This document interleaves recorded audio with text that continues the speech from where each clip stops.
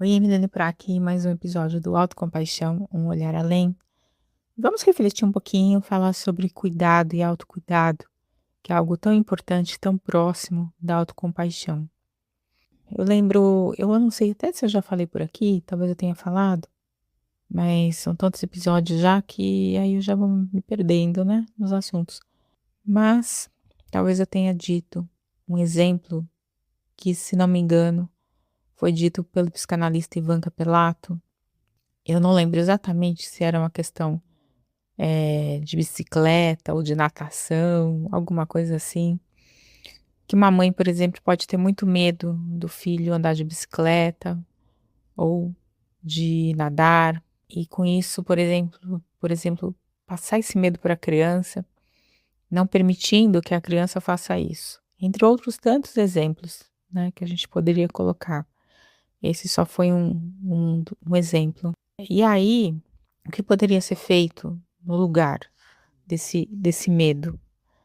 Seria o cuidado. Então, assim, vamos andar de bicicleta. Para substituir esse medo, a gente pode pensar, nos equipamentos de segurança, por exemplo, em acompanhar essa criança por um tempo suficiente, até que a gente perceba que, ok, ela vai conseguir andar bem. E claro que mesmo com todos esses cuidados, a gente não tem o controle total sobre nada, mas a gente pode colocar, ao invés do medo, a presença do cuidado, que é estar atento. E a gente vai aprendendo que todas as coisas merecem esse tipo de tratamento. Quando algo surgir, a gente pode ter atenção sobre esse algo e cuidado sobre isso. Um carinho sobre as coisas, uma dedicação sobre as coisas, afeto sobre as coisas. A gente pode ver isso de inúmeras maneiras. E muitas vezes a gente tem digamos, desleixo, né, sobre as coisas, ou não cuidado com a gente, porque talvez o cuidado não tenha sido transmitido para a gente. Nós não aprendemos sobre isso. O que a gente talvez tenha aprendido no lugar do cuidado tenha sido o medo, um sentido de ameaça, ou mesmo também um sentido de competição, que é algo também que está aí antagônico à nossa mentalidade de cuidado, né? Quando nós não temos, nós muitas vezes podemos cair numa mentalidade competitiva. Então, também posso estar fazendo algo não por cuidado, mas por competição. O mundo nos oferece basicamente esse lugar competitivo, né? Às vezes a gente acha que está fazendo algo, se cuidando, um autocuidado, e na verdade é uma forma de competição. Então a gente pode também sempre se questionar nesse sentido, do medo, da ameaça, da competição versus cuidado, versus autocuidado. Muitas vezes nós evitamos coisas, evitamos conversas difíceis, evitamos certos lugares que foram desafiantes para nós, porque a gente não soube, a gente não aprendeu a como lidar com isso, a como lidar tendo atenção e cuidado. E disso nasce o afeto, o tempo, a presença com as coisas. Então perceba que isso, né, ao contrário da nossa pressa, da nossa inquietação, da nossa ansiedade, é como se a gente estivesse dando saltos, pulando etapas de um processo. E tecer esse processo, né, com atenção, com cuidado, com carinho, é muito bonito. Expande, né, a nossa percepção, a nossa abertura, o sentido das coisas, de um tempo das coisas, versus, né, a urgência de coisas, vai se estendendo e vai beneficiando não somente a nós, mas quem está ao nosso lado e a tudo ao redor. Ah, e eu falei também sobre o filme Agneta, né, o filme que está na Netflix nesse momento, lançamento. E eu fiz um texto também sobre a Agneta falando um pouquinho dessa mentalidade de cuidado. Vou deixar aqui embaixo no link, tá lá no Substack.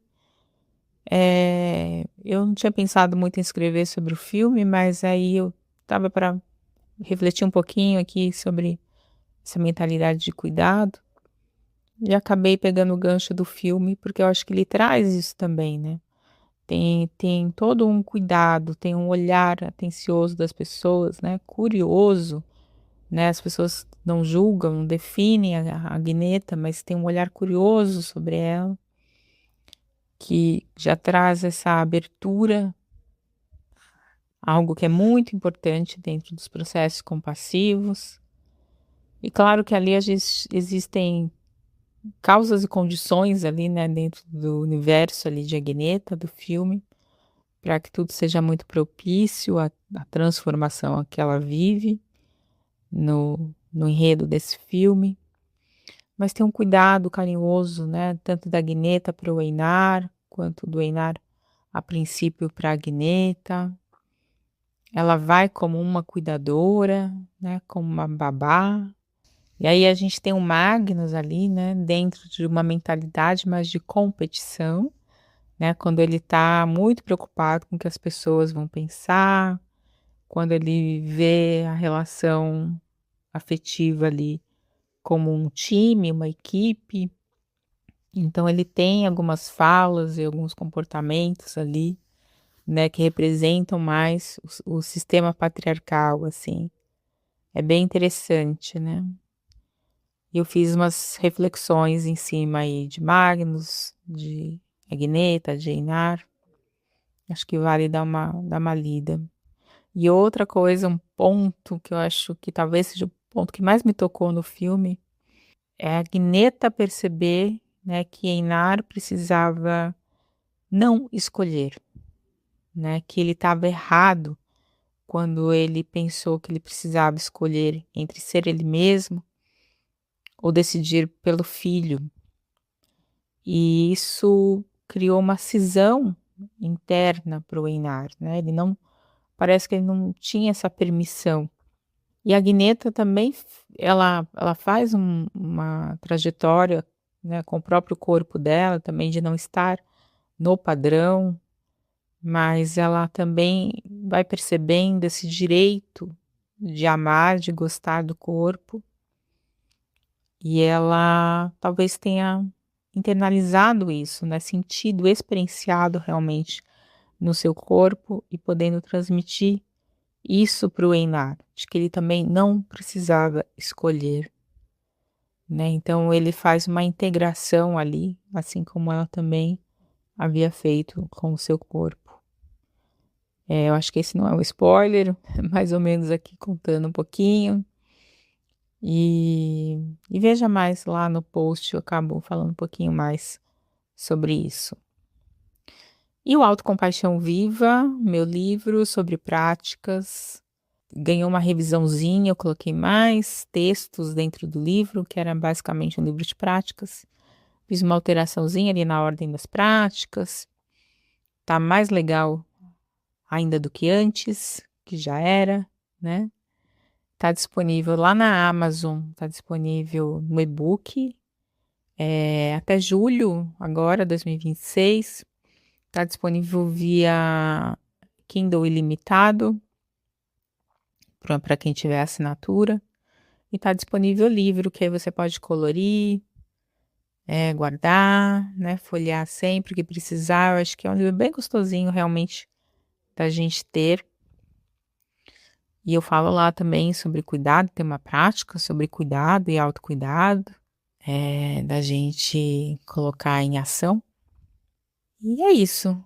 Vou ficando por aqui, mais informações aqui embaixo ou lá no site autocompaixão.com.br. Até o próximo episódio.